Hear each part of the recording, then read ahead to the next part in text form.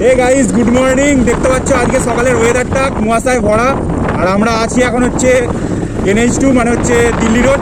তো দিল্লি রোড দিয়ে যাচ্ছি, নাইট ডিউটি ছিল।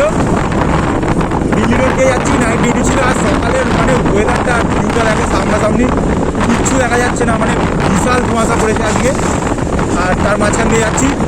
আর আজকে ভালো ভালো কিছু ভিউ নেবো, তোমাদের সাথে শেয়ার করবো। দেখো ভিডিওটা।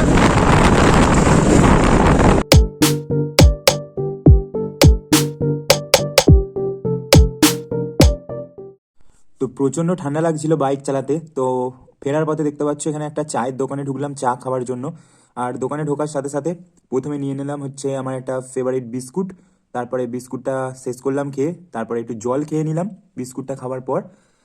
আর মেন জিনিস মানে আমাদের গরম গরম চা, যেটা খাওয়ার জন্যই আমরা দোকানে ঢুকেছি। তো দেখতে পাচ্ছ এখানে চা নেওয়া হয়ে গেছে, তারপরে চাটা খেলাম।